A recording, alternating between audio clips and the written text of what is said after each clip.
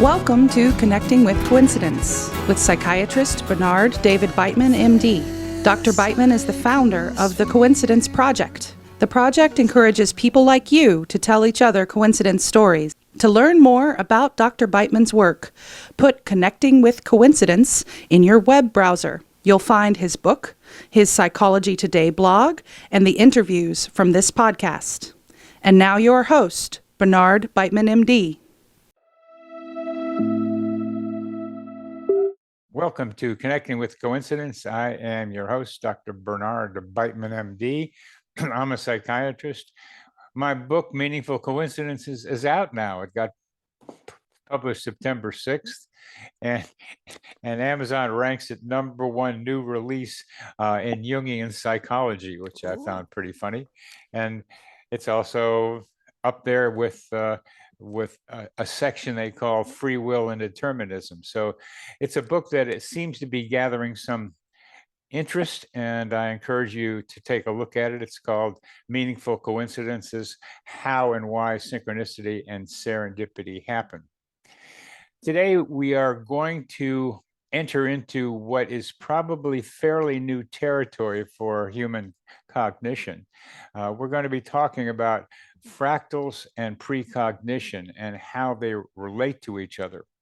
And we have two really good speakers on this subject who've never met each other. And we will get into first defining those terms and then see what the dialogue produces. Now, recently, I'm looking at fractals coming up to this podcast, and fractals at a basic definition are pattern repetitions, similar patterns being repeated. And perhaps a simple example of that is the songs of an era, like the 50s and the 60s, have certain sounds to them, not always, but certain sounds that you can recognize as belong to that era, and the 40s and the 30s as well. So these can be thought of as something like fractals. They're pattern repetitions. It's a place to start. But I had a couple of other instances of them recently. I think they would be called fractals. And there is some precognitive element to each one of them, which may get fleshed out in our discussion. I've been on a couple of podcasts recently, and there's more coming. And one of them with Robert Sharp, and the other was on Coast to Coast with George Noory. And they were on the same day. And on that same day, two people, each on those podcasts, described the same coincidence. They were writing a word while the TV set was on. And as they wrote that word, the TV set mentioned the word. Now, some of the words were common words, but some of them were not so common. But the funny thing for each of these people describing it is it happened pretty regularly. Now, I like double coincidences, which I call meta-coincidences. They're coincidences about coincidences. So that was one. And then after the Coast to Coast program, somebody emailed me this one. He says the digits on the license plate in front of me as he's driving match the digits on my odometer. The digits on the license plate he's seeing in front of him match the digits on his odometer. He starts by noticing the tenths of a mile digit and then looks around to match them, if possible, with digits on the license plates. Sometimes 3 digits are pretty common.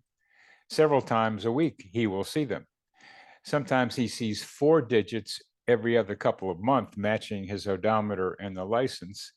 And Pennsylvania only uses 4 digits where he is, but when he's driving in Virginia, sometimes he sees 5 digits matching on his odometer and on the license plates. Sometimes he's seen 2 cars near each other with 3 matching digits to his odometer. These are pattern repetitions. They sound like fractals. And is there a precognitive element to these descriptions that I am making here, these coincidences I'm describing? Well, we're going to be answering that question a bit today with our two guests. Terry Marks-Tarlow is a clinical psychologist in Santa Monica, California, who specializes in deep transformative work and issues surrounding creativity. She's the author and editor of more than 10 books on clinical intuition, creativity, nonlinear dynamics, and fractals, as well as the interface of mythology and science. Eric Wargo has a PhD in anthropology from Emory University, works as a science writer and editor in the Washington, D.C. area. He's the author of 2 books about precognition, Time Loops, Precognition, Retrocausation, and the Unconscious, came out in 2018, and Precognitive Dream Work and the Long Self, and that came out last year. So welcome to the show again, both of you, and it's such a pleasure to have you here and looking forward to what we're going to be talking about today. Thank you for having us. We're delighted to be here. Well, yeah, and I'm delighted to have you both of you here. So this is going to be something. So let's start off with Terry reading Eric's book. I assume it's the 2021 book. No, actually, it's Time Loops, which I had in my library, but hadn't yet read. And so that's the one I read. So now you had a good reason to read it. And so a lot of coincidences seem to happen as you were reading that book and preparing for this discussion, but you have a different take on what we're about to say. So please tell us you and Eric's book. Okay, well, I guess I'll jump right in. First of all, as I was reading your book, Eric, all of these synchronicities popped out in the various things that you talked about. And it appears to me, and I don't know whether you advanced your thinking in your most recent book, but you keep pointing towards, I think, what I'm offering today, which is moving from fractals as a structure that sometimes shows up in precognition to fractals as, and a metaphor that you use, to fractals as a model for precognition. And I have to say, before I started reading your book, that I didn't really believe in precognition. I'm one of these people who was much more comfortable with synchronicity, with telepathy, with other forms of uncanny experiences. And because of my interest in nonlinear dynamics and chaos theory and fundamental uncertainty and unpredictability, the idea of predicting the future just wasn't sitting well with me. And so it's not like I was a firm disbeliever of it, but definitely not terribly interested in it. As I read your book, and then all of the ways that you were touching upon my earlier experience, like all the way through from especially the last chapter, but let me go right to the insight I had. I really had a numinous experience last week as I was sitting outside of my ballet class and reading your last chapter, because it was like you went boom, boom, boom through events in my life that were happening right at that moment. I'll tell you that, and then I'll tell you the dream that really preceded this and was where I had the new insight that I hadn't had in 20 years. Just for us slow thinkers here. Yes. Outside your ballet class, which I love as a beginning of it, Yes. You're reading the last chapter. Yes. And that last chapter is describing your life as it is right then. Well, yes. So, for example, you talk about the movie Arrival in that chapter. about 3 days before that, in my ballet class, I was talking about this podcast coming up to my ballet teacher, and he told me the whole story of Arrival. I actually had seen the movie, but that was what came to his mind to describe. And then when I read, it blew my mind that you then were describing it. You talk a lot about Richard Feynman. I was friends with Richard Feynman for many, many years. And my first book that I consider my creative jump from talking about creativity to actually embodying it in my own writing has a chapter, my own Feynman story, where I go up to him and say, "Don't you think fractals are profound?" This was in the 1980s, and when I first discovered fractals, and I can tell that story if you want me to, what he answered and how I reacted to that. But we were in a drawing class together, not class, but sessions together for many years. And so this is why I started reading science and being interested in science, is to pick the brain of the smartest, reputedly smartest man in the world. So you talked about, you do a lot about Feynman in different ways than I do.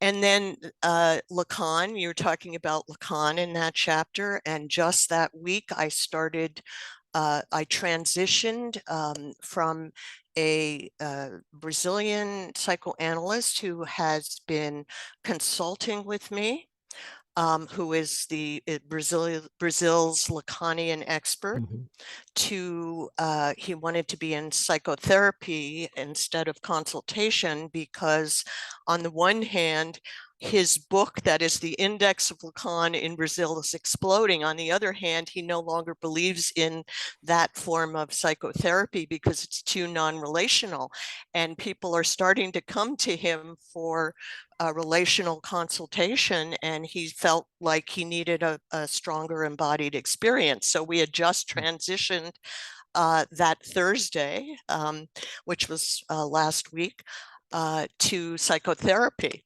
So there are all these, and there's more. I mean, there was also, you talk about androgyny. So my connection to androgyny is that Daryl Bem was my professor at Stanford. And at the time, this was before he did his precognition stuff, he was with Sandra Bem, his former wife, and I took a class on androgyny. And here's a double one for you, Bernie. I'm also writing an essay. I was invited to write an essay on gender fluidity, and I'm writing it on my own androgyny. So, I mean, it was like, one thing after another in terms of the synchronicity. But let me do the precognition now. Let's let Eric respond to that. Please, yeah, please. I mean, because I'm sorry, I don't mean to. That's all right. I mean, that's my job. It's my job. Okay. Well, I love that. That's fantastic. That's what I love to hear. It sounds like it had a magical effect rather than it was magic. What we get to do here is to see if there's a precognitive element to it and how that might relate to fractals. But we don't have to do that right now, but it could be a setup for what we talk about later. I think the dream is better for the precognitive. I think, to me, this is synchronicity. And I want to make an argument that that synchronicity exists, because I know, Eric, you're wanting to sort of collapse all of synchronicity into precognition. And I'm a defender of Bernie's. I want to say that also exists, and I'll tell you why later on in this session. But shall I do the dream? Do you want me to do it? Dream. Yes, go ahead. Or actually, before I do the dream, maybe Eric wants to define precognition. I think that probably is a better precursor to telling a dream. Yeah. Sure. Yeah. I mean, just very simply, precognition is any form of knowing, seeing, feeling, or being influenced by events in the future in any way that goes beyond inference. I mean, we can predict the future. It's not prediction of the future, but it's actual events in the future, somehow influencing us now. And that, most famously, it happens in dreams, but it happens in waking life all the time. My argument is that a lot of what people call synchronicity is people precognizing things they're about to notice.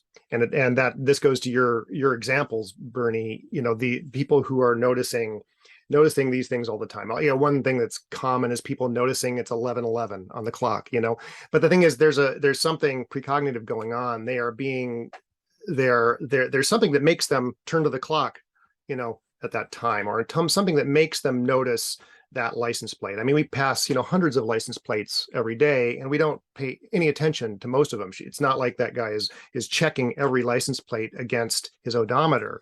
But there's something that's getting him to notice that license plate and then check it. That's a precognitive type thing. But it works in all kinds of ways. But yeah, I really want to hear your dream. Well, Eric, just for a minute, the key word for what you just described is retrocausation.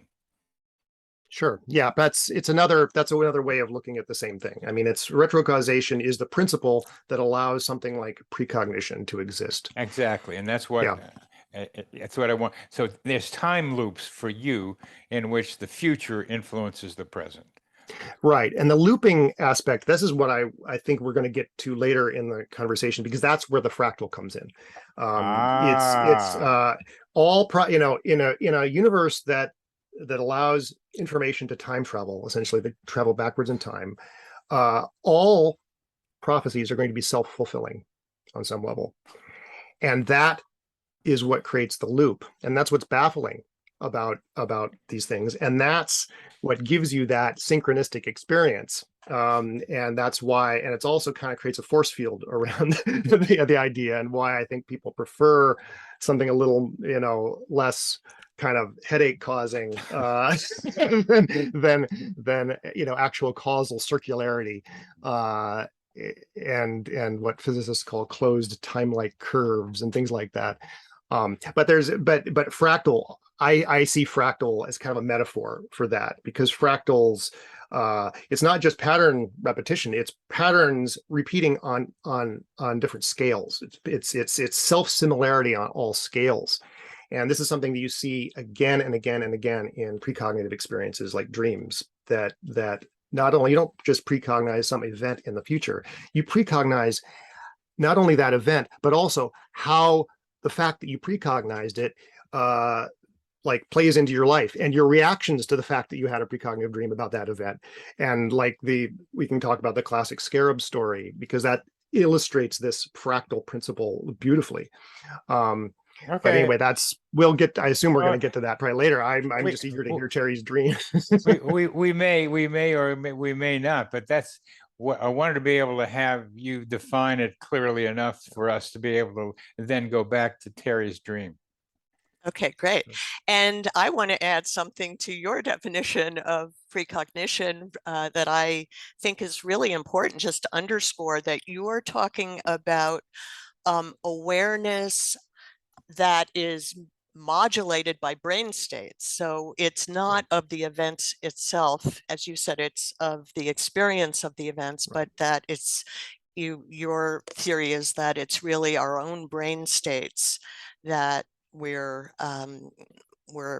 cognizant of. And I love some of your language of pre-memorying and this sort of thing. That's really fun play with words. Okay, here's my dream. So when I was in elementary school, I only have memory of 2 dreams from childhood, and only the one I'm about to tell is really fleshed out. The other dream is just, it's more of a flash of a pastiche. So this is really the only dream other than my recursive dreams, which were tidal wave dreams and bomb dreams, because this was the age where the world was going to be blown up. But this dream, so I lived in New Jersey. I grew up in New Jersey, and my father worked in New York City.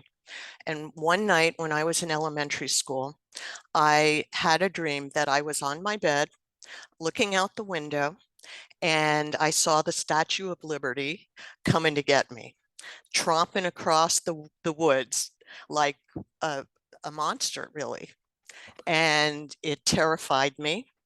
So I lined up all my stuffed animals on the windowsill, and then I dove under the covers and went to sleep. In my dream, when I woke up in the morning, a doorbell rang, my doorbell rang, and I went downstairs. Nobody else was around. I went downstairs, I opened the door, nobody was there, but outside on the little stoop was a miniature version of the Statue of Liberty.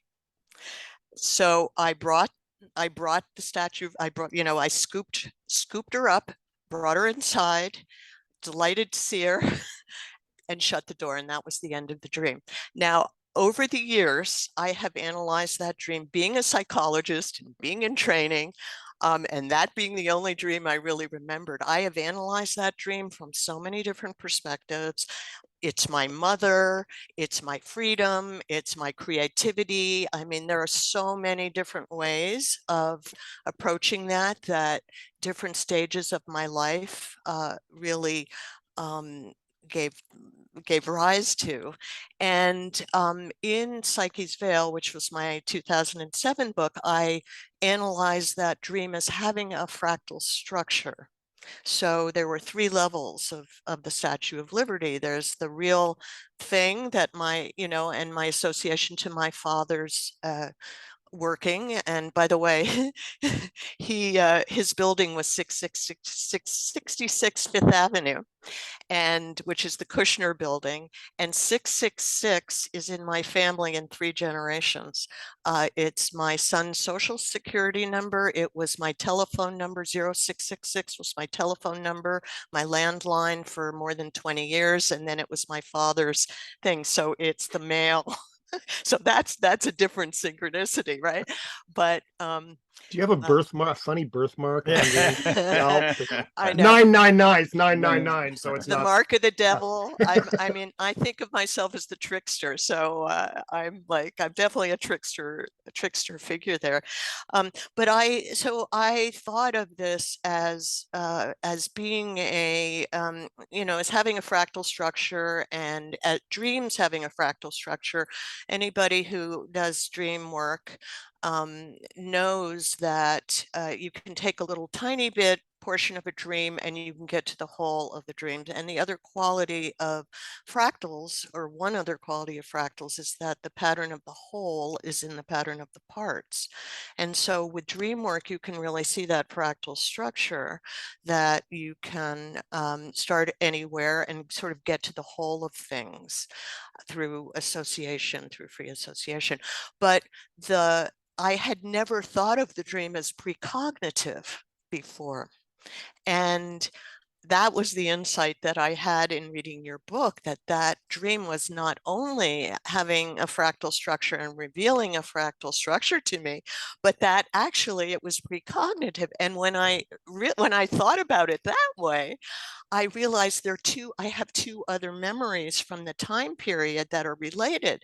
One is... Try to say how it's precognitive. I think there's several details in there. Okay, yeah, and then I think the 2 other memories will elucidate that too. Well, I was aware of fractals in the 1960, and that was, I mean, I wasn't aware I was aware of them until I, read Eric's book. But clearly, this 3 levels of structure in this very profound way was that I was attuning to fractals as a child in a way that I had no awareness of then. And in fact, fractals were not even invented or discovered at that time, because it was the later 70s, it was the mid 70s that Mandelbrot identified it, and it took computers, and there weren't computers back then. So there wasn't, all there were Julia sets, which didn't, they were considered pathological creatures in mathematics. So this was way before it. And there are two other related memories of that structure. One was at the The time. fractals you're talking about is the Statue of Liberty being repeated in different ways. On different scales and On in different scales. Yes, different. The real yes. statue, it was coming after you. It appeared in your doorway. And what's the third one? The third one is my father worked in New York City, and I had very strong feelings about that. I lived in New Jersey, and so in real life, the Statue of Liberty was part of my childhood. Okay. So that's the third level. Okay. Okay. And they're different. Just to be clear, they're at different scales. One's a dream, one's in on your doorstep, and one's the real thing. And one's the real thing, yes. And there was quite a transformation of my feeling state in the dream from being terrified of this monster to being delighted at the small version of it, which is a very common sort of trauma resolution process, where the thing we start out being afraid of, and I think creativity has a lot of this all the time. We're afraid we can't do something, or it's too hard for us, and it terrifies us, and we do it, and it's delightful. And so I was able to tolerate the presence of the Statue of Liberty when it was in this small form that I could bring inside. And after having lined up my stuffed animals, which I have understood from the more structural point of view as being trying to use linear thinking to defend myself against the scary unknown. And then, going to bed, just diving under the covers was like my way of going into denial there. And there were two, then you were going on to two other elements that two other elements were, at the time, they were just starting to talk about the Big Bang theory from the steady state theory. So when I was I must have been in 6th grade, because I had learned about the difference between Big Bang and steady state. But the way I had visualized steady state theory, so for people that don't know this about physics and the universe, the prior to the idea that there was a Big Bang and that the universe is expanding from a singularity, from a single point, was the idea that the universe has always been in existence in a steady state. And the way I had visualized that in elementary school was a giant whose universe existed in the shoebox of yet a larger giant whose universe existed in the shoebox of yet a larger giant. Now that is a fractal vision right there. And I was disappointed to hear that the Big Bang theory, because I loved my giants and shoeboxes idea. So that was one related association that, and again, I remember almost nothing from childhood, and but I remember that theory I had about physics. And then the second one was I was walking in the playground in the back of the elementary school and looking down, and the plants, these tiny little plants. So I got down on the ground and I peered down at these tiny little plants, and they looked like miniature trees. And then I pictured myself as a giant in the same way, where I saw the scale a little bit like Horton Hears a Hoo-Hoo of Dr. Seuss kind of thing. And I certainly was a Dr. Seuss fan. So, that was one of my influences. But I believe that so was Mandelbrot, that a lot of these nonlinear scientists had Dr. Seuss as a way of seeding these ideas. So those three memories go together as now I recognize as a precognition of fractals. Yeah. Let's just take that. You were primed to look at fractals, and these were the elements. The giant in the shoebox is the one I can stick with really clearly, because I can imagine that one inside each one of them. So at different scales, this is fractals, and you were envisioning or experiencing fractals into your future. Eric? What do you think, Eric? Yeah, well, yeah, that's wonderful. And Yeah, I think you're absolutely right. But I think more than just being primed, it's like that's the way, you can always explain it that way, that, okay, you were interested in fractals or something like proto-fractals back in your childhood. But no, it's you were precognizing, these were premonitions essentially of your later life and and sort of insights and epiphanies and discoveries that you would make, that would define your life in adulthood. And those but you were self-causing your life. This is an aspect of these time loops. And yeah, I mean, this is a wonderful example of what I'm trying to talk about. And I love hearing an example like that. Yeah, The giant in the shoebox. yeah, If I there's, love that. if And there's there's something, can I say, there's something I love not only you mentioned Lacan and stuff like that, but one thing my almost my favorite psychoanalytic thinker is D.W. Winnicott. And there's something really Winnicottian about all this, the miniature objects, the toys on the windowsill, and the making that giant Statue of Liberty safe, by by turning shrinking it it. shrinking it. Yeah. Or the Fort Da game, of course. I'm happen to be writing about this in a chapter of a book I'm writing right now about precognition and creativity, and it it all fits. It all fits. Wait. So this is all a precognitive setup we've got here, huh? Mhm. The two of you coming together is a precognition I had. Yeah, Is what you're being able to say. Apparently. I mean, there's that's what so many inspiration examples. is. That's what inspiration is, Bernie, is precognition. That's the argument of my book that I'm writing right now. Yeah, I mean, all I could do was say, "Hey, Eric is the fractals, and there's something." Yeah, that's my kind of like football dumb guy kind of way of thinking about things, and it just seemed like a great fit. And what you're suggesting is that the future, which is now, has been like influencing me to try to have the two of you come together. And so I'm glad the two of you are able to do that. So this retrocausation thing is what's going to be hard for a lot of listeners and viewers to see, is that the past, the future influences us in the present.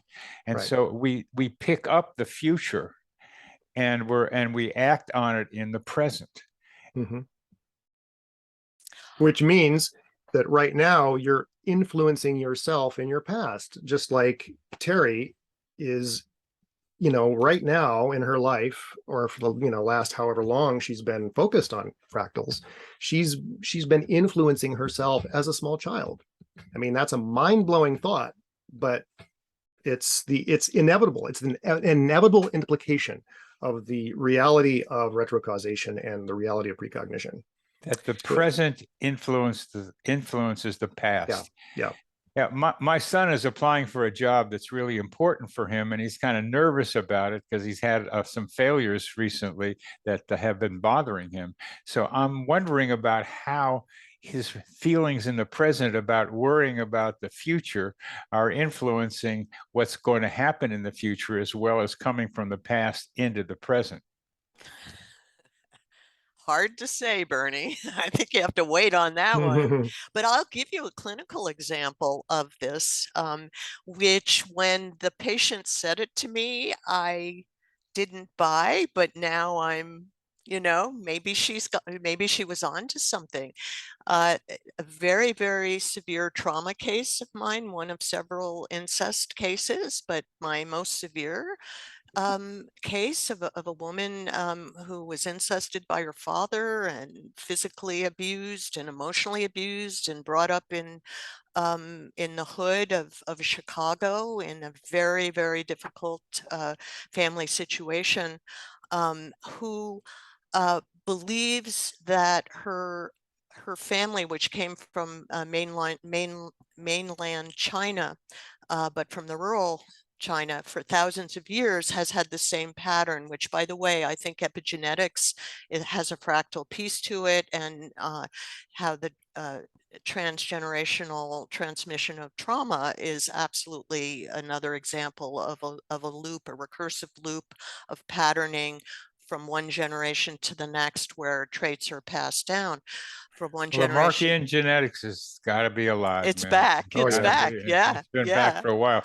And Oh, for what it's- people, for people who don't know what epigenetics is, we yeah, need to sure. pause on that one. Sure. Epigenetics. So that used to be thought that you're saying Lamarckian, that nurture could be inherited, and that was considered Lamarckian evolution. And people said, no, this is a myth. This is a fairy tale. It's only genetic.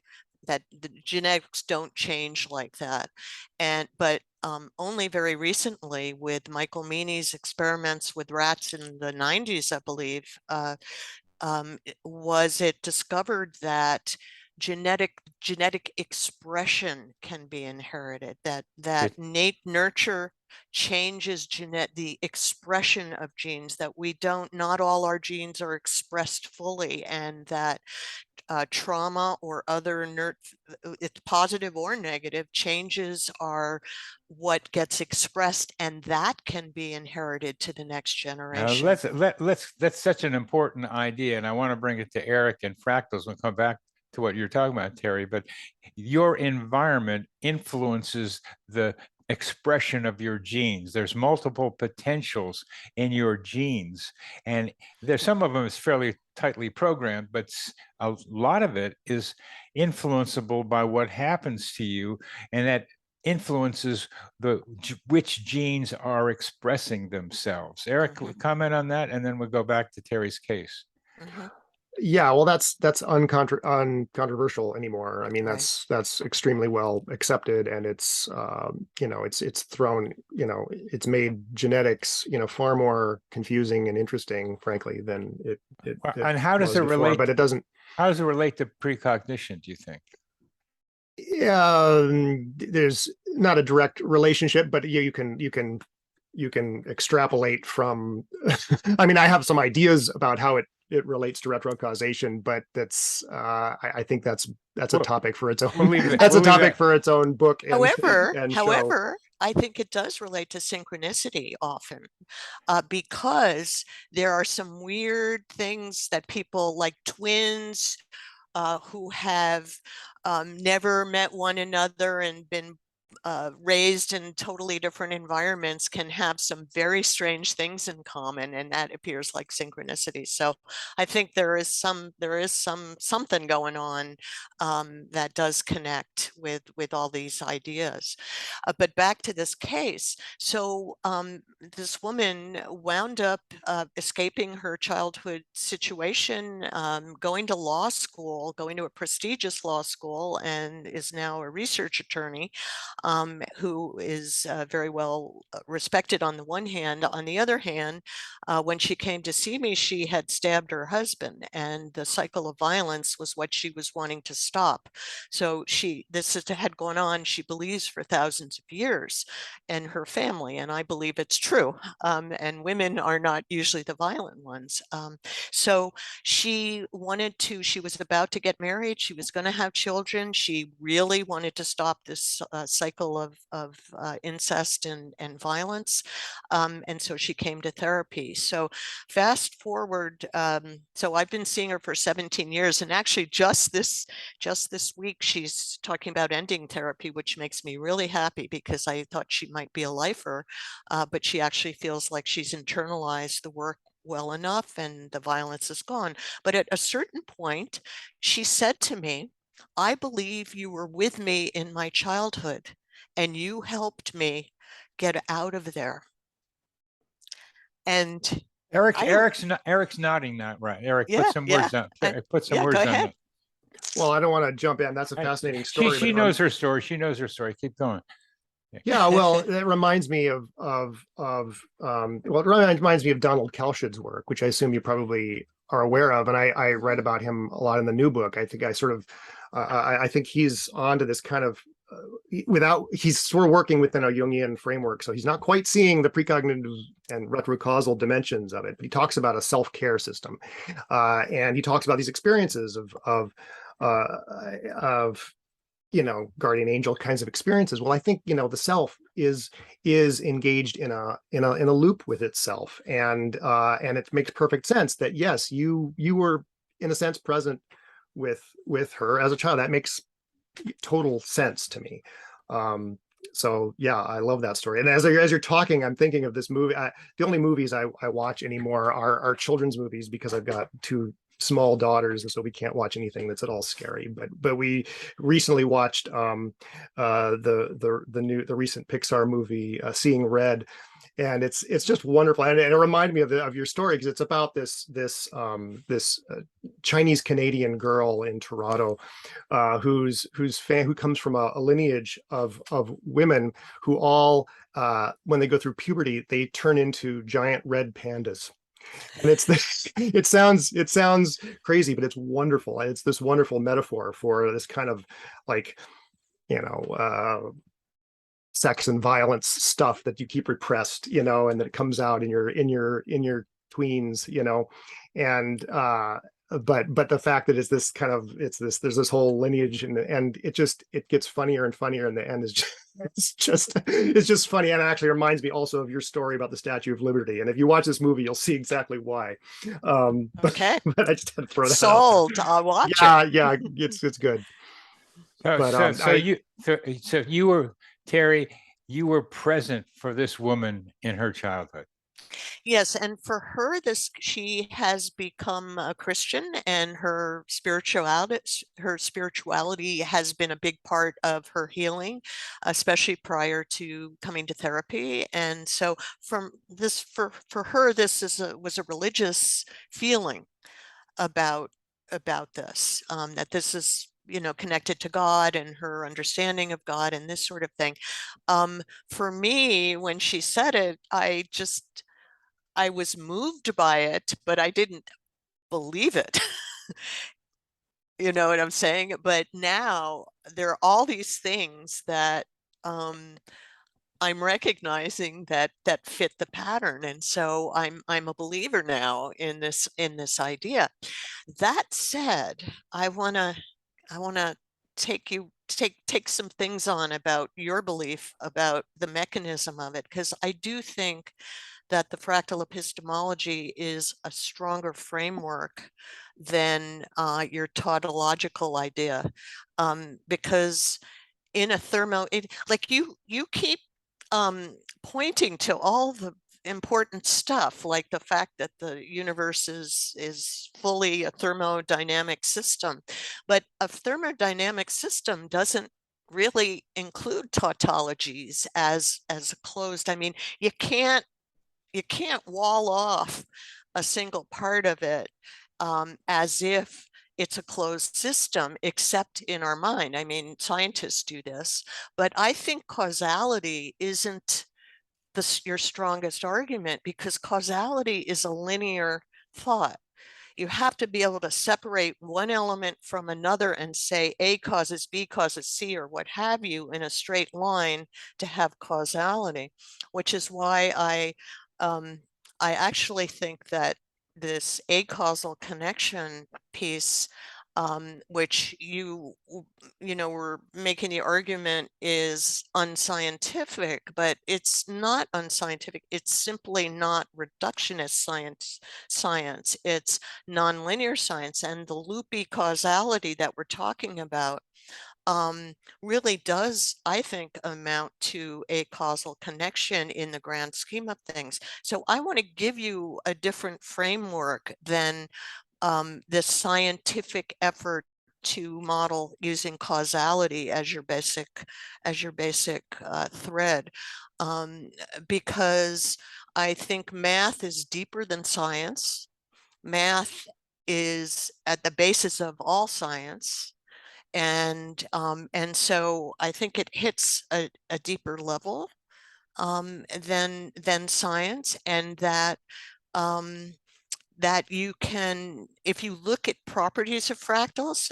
So my move was going from fractal structure and just seeing fractal structure everywhere, stepping outside and seeing fractals in the trees and the clouds and all of that stuff, to abstracting principles from fractal geometry that apply to nature at large, apply to nonlinear science, and if you take them to their extremes, really model interconnectedness, fundamental interconnectedness between everything, especially looking at the boundaries. So I want to show this picture because this is the one that really is helpful. This is in the Fractal Epistemology book. This picture is a mathematical rendering, and this came from Gleick originally, his book on chaos. It's Newton's method of approximation for a quartic equation. So you're looking for not the square root, but the fourth root of an equation. And you start with a guess. And if your guess is good, you wind up in one of those four basins because there are four answers to a quartic equation. If your guess is bad, you wind up in this fractal separatrix that is it's like a rabbit hole. You're going down the rabbit hole. You'll never get to the right answer. You just bounce around from one answer to a next. But you can see that the pattern of the hole is in the spaces between the correct answers. And so I have come to realize that that this is a really great model for the relationship between intuition or imagination and reality, in a sense that those edges are the edges between inner and outer processes. And it's sort of the rabbit hole, and that you can look at this as self and other, or inner and outer, and now or self and self, and now I've added space and time because of what that the dimensions, the inner dimensions as well, that there you will have these fractal separatrices between things, and that's Winnicott, right? That's the transitional space between, that's infinitely deep, and but that where the pattern of the whole is revealed. And so we're much more likely to perceive fractals when we're at these edges between, and which is why I buy your argument that this is a form of intuition, that everybody has access to it because it's part of the structure of the universe. To me, fractals are the meta patterning, the patterning of patterning, and the patterning of identity in the universe, and that we're much more easily able to access that pattern when we're close to these different edges. And so people that have had near-death experiences are in between life and death in a certain way, and so they're closer to that edge. And people that have been traumatized are closer to edges that have to do with trauma and this sort of thing. And so I think it's the idea of a fractal boundary that is both open and closed in a certain way, that's observer dependent, in that it depends how you look at it, is what you'll see and what scale you're attending to, and this sort of thing. And this helps us sort of get away from causal reductionism, and which I think is a problem. I think I think you've been sort of in between paradigms in a certain way. You see that the importance of the nonlinear, you're pointing out features of it, but by closing the causal loop, it's artificial, I think, because the world is just as important in the brain-to-brain processes, because if the mind and brain were not open to the world in the first place, they're not going to have experience. And so I don't think you can cut that part out. Well, let's have Eric respond to that. And Yes, please. I'm going to add as an in between that boundary between, I'm going to add the simpler versions of synchronicity of having your mind be reflected in your environment so that you're at the boundary of mind and environment. Exactly. So, Yeah. Eric, please respond to this causality idea versus like it's there's many more variables involved. I guess I don't understand. I see us as saying the same thing, but with different metaphors. I mean, I think, ultimately fractals are a metaphor too. I mean, they're all, ways of understanding in our sort of 3D consciousness, but it's something much higher dimensional. And I guess I don't see how it's different from what I'm saying about I see the world as a 4D fractal, essentially. I mean, imagine fractals but in 4 dimensions. Right. And that's what the time looping aspect is, that we're not just talking about linear causation. We're talking about influences traveling in both directions across the dimension of time, which is a very real dimension, just like the dimensions of space. Right. And there's specific rules. It's like there are what I sometimes talk about 2 regimes of causation, using sort of systems sort of theory language. But you have the thermodynamic regime is the one that we've understood well since the Enlightenment, and that's real, and it governs everything, like rocks and planets and all that. You can understand it very well. But there are certain situations we're now learning because of quantum physics, especially quantum computing and sort of the physics over the last half century. There are certain situations, special situations, where thermodynamic causality breaks down. And that's those special situations where we have influence coherently traveling backwards in time, I argue. And that's things like quantum computers and lasers and possibly exotic environments around black holes, things like that. But I think life too is one of those environments. And so you have, on the one hand, you have this thermodynamic universe, but it is very reductive and mechanical. But then you have this opposite, this other regime that's interpenetrating and giving life to the universe and to mind and so on. And that's where time loops become relevant. Okay, I'd put it differently. I mean, I think I agree with you that our viewpoints are totally compatible. I just I think, like, I don't think the universe is reductive. I think our minds are reductive. When we parse out pieces of it, it looks reductive because it works to do that. If you can, if you assume that it's valid to cut off different segments of the universe. I don't think you have to go to the microscopic level to model this stuff. I think this stuff is happening at the macroscopic level as well, and that this models it, and that it's not causation; it's more emergence. Emergence is the thing that. Yeah. And sure, because, I don't disagree with that. Yeah. So well, that's an important distinction for this listener, namely me.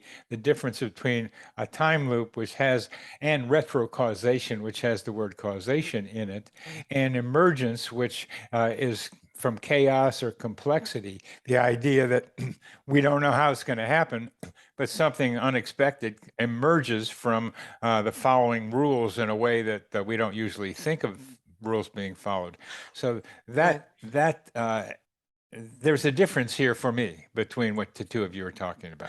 There is a difference, and but this is the beauty of what you describe as how the patterns emerge, because over and over we know it's not, with the exception of regularities that are really regular, that you don't predict to the moment. People don't know when the stuff is going to happen when they have a vision, which is precisely true with the unpredictability of chaos.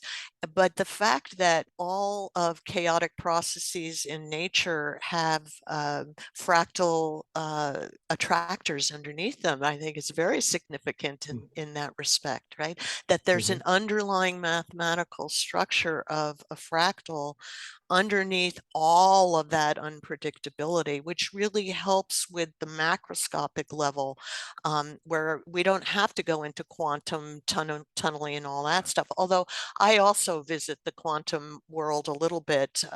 One of my recent papers with Jakob Shapiro, who's a psychiatrist in Toronto, on varieties of clinical intuition, this is in Psychoanalytic Dialogues, uses Bohm's theory of the implicate order as a way that we tap into information sharing. And I think the problem that many people have with ideas such as yours or synchronicity is they're thinking of information transmission as if something is being sent, as if we're receivers, and none of that is how this stuff works.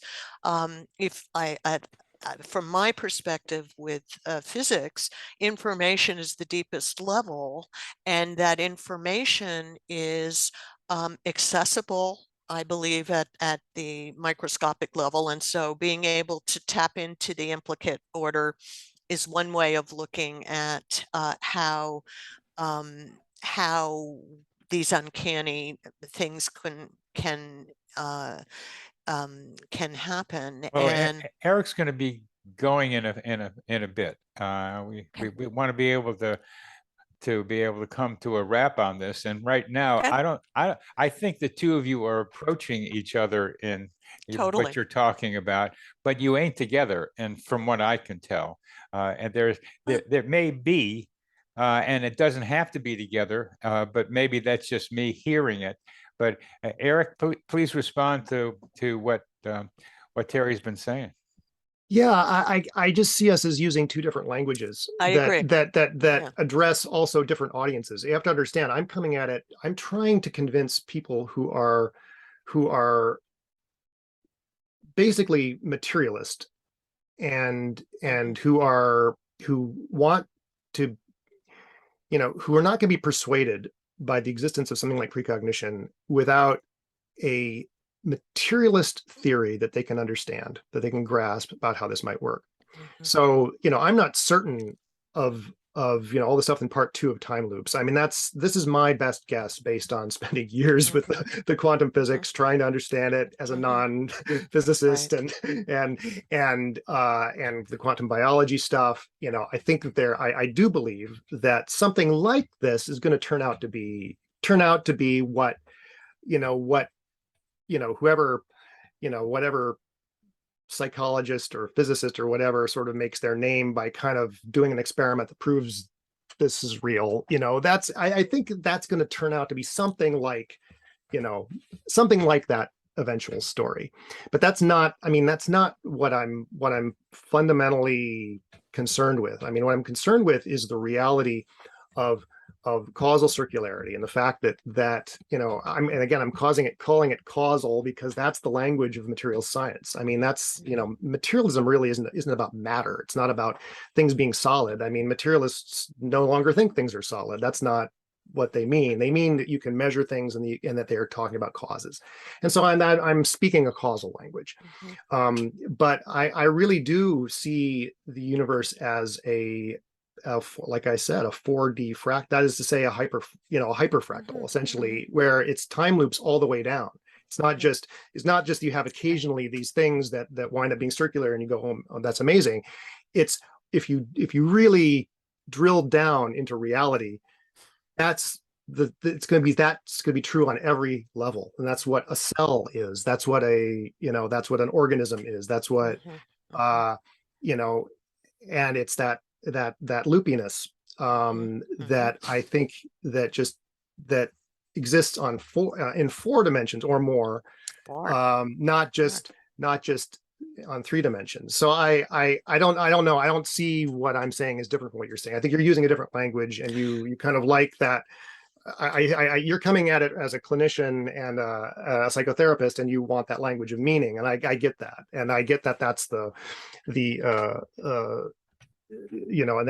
and that if if that's where you're coming from, it's going to seem reductionistic to talk in terms of causes, but I don't disagree with what you're saying. Yes, I think I agree with you too. I agree that we agree in our vision, of the thing itself. I think I'm more coming at it from mathematics. I mean, I am coming at it from a clinician experientially, but I do think this model is a different epistemology, and you call for a different epistemology than the reductionist, the one that has been which makes it hard to see this stuff. Mm-hmm. The one that's been in place for thousands of years, that with logic, the way true, false, and binaries, and it's either this or that, and things are separate, and it leads to dualistic thinking. All of that, I think, obscures the vision that you have, and that it's that nature has a more interconnected, less dualistic, less reductionist, and that actually is just as scientific. So I do think it's as scientific, and I think it's a more advanced, epistemological framework that really can add to your vision of things. And I really do buy the loops all the way down. It's the giants in the shoebox, Mm-hmm. it's the giants in the shoebox thing. And so the problem, of course, is that people have not embraced the fractal epistemology, and yet it is the language of nature, to use Right. your word. It is how nature works. So it is absolutely in front of us. The evidence is in front of us. Mm-hmm. The language of nature is fractals. Mm-hmm. Yeah. I Well, agree with that. I think we've gotten to a nice, simple, but not so easy to understand when you get into it. But the language of nature is fractals is a wonderful condensation of what we've been talking about here. So I thank you, each of you, very much, and both of you together for this conversation.